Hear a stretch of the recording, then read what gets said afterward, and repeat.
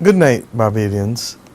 I've asked to be able to speak to you tonight because I've now been advised that we are more than likely going to be facing a storm and possibly even a hurricane category 1 within the next 48 hours.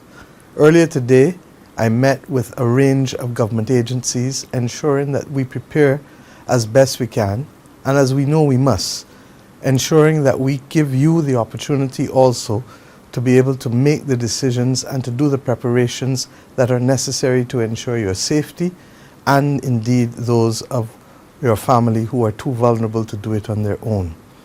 Earlier tonight, I would have asked my Minister of Home Affairs to also speak to you, and he will continue to speak to you tomorrow morning as I will address you tomorrow evening.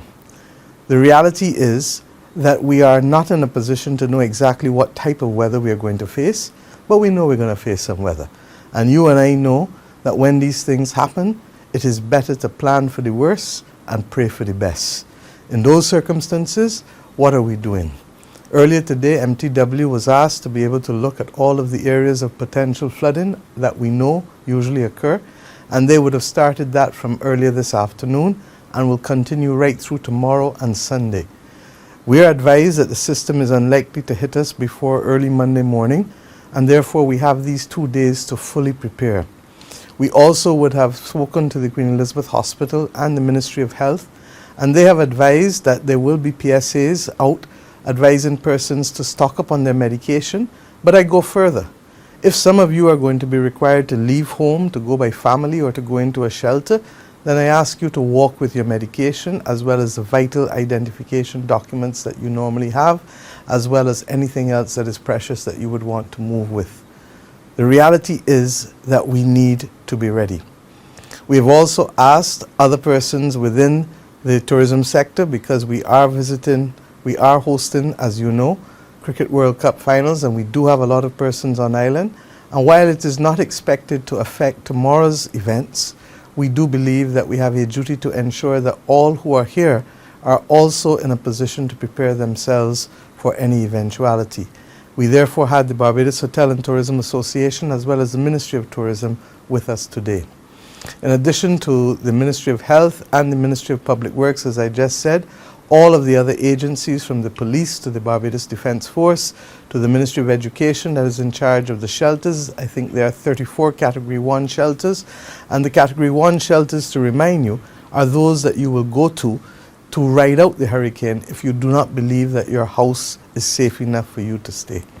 I want to urge the young people in our community to help with the district emergency officers, the DEOs.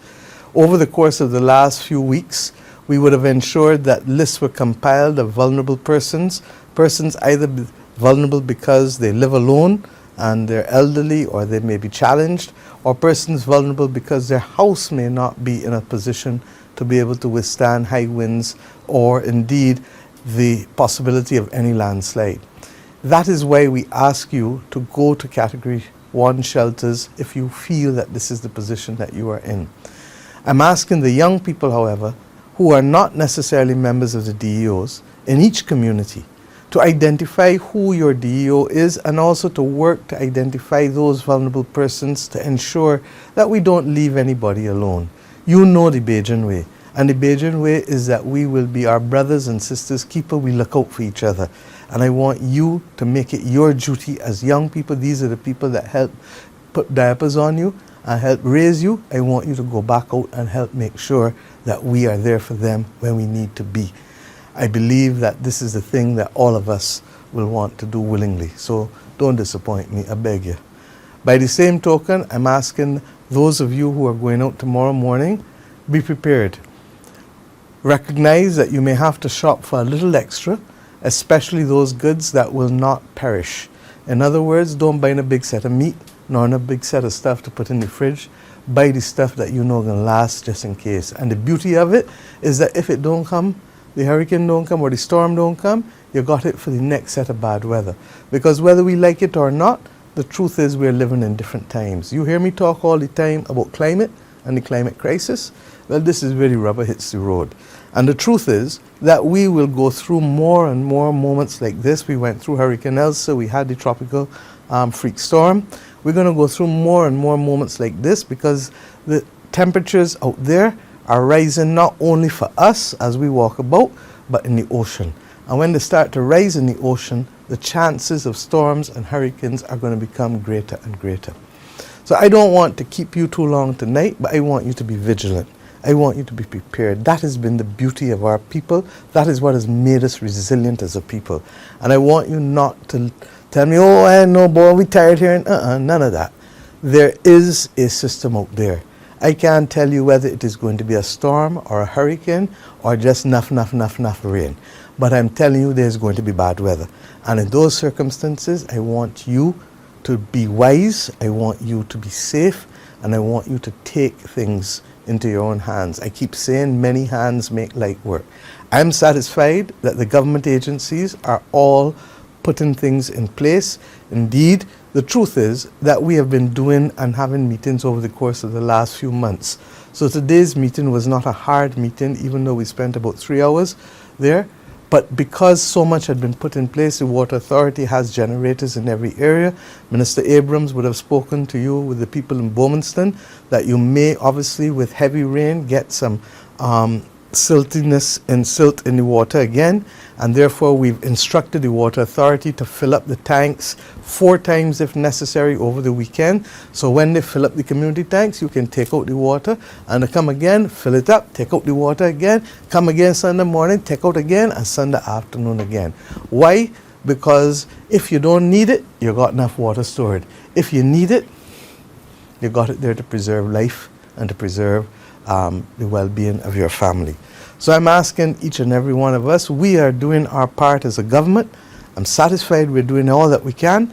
I want you to do your part as a member of your family and as a member of your community.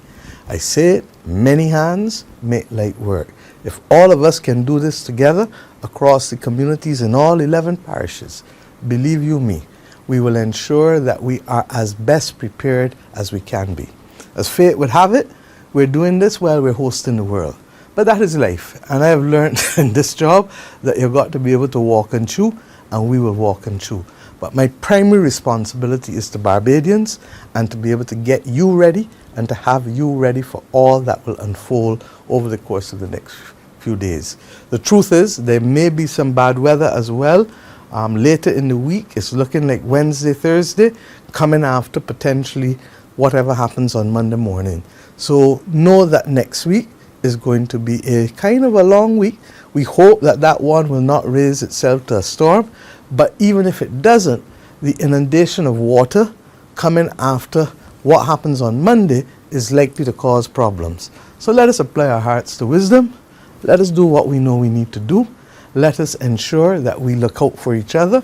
And if you're talking to your neighbor who next to you and you know that the neighbor got problems, beg and go and talk to them now. Because this is the time where all the grievances that you had is to be put one side and all of us come together as one, as we know we can and must, in order to keep each other safely and in order to protect this country, our property, our lives. I ask God to bless us as we go through the next few days and to continue to ask you to listen to the official channels, to the official social media sites, because there's a lot of fake news out there. You don't get tied up with the fake news. You know what Government Information Service look like. You know what Caribbean Broadcasting Corporation look like. You know what Voice of Barbados look like. You know what Barbados Today look like. And of course, you know the Nation newspaper and all other official sources. Stick to them, you can't go wrong. And stick to the district emergency people, the District Emergency Management Services and Minister Abrams and the Meteorology Office will keep you updated. Today we had the benefit of not only the Met Office but also the Caribbean Institute of Meteorology and Hydrology. And of course, even before they met with me today, they were also in conversation with the National Hurricane Center. The Hurricane Hunter does not go into the system, I'm advised, until Sunday morning, 8 o'clock. So the truth is that we will continue to look at the models and the tracking, but we won't have that level of certainty until Sunday morning. So use Saturday tomorrow to prepare yourself and to ensure that we take care of each other. I ask you only now to continue to listen, be vigilant, and to put up a lot of prayers, because we know that we will, once we do the right thing, we prepare and we take care of each other, whatever happens, we can get out of this trying to be safer than if we did nothing at all. So that is where you're hearing me at 8:30 on a Friday night. I'm sorry if I wake up some of you or disrupt some of you from your night rest, but you know I would only do it if it was urgent and necessary. God bless you, and God bless Barbados. Thank you.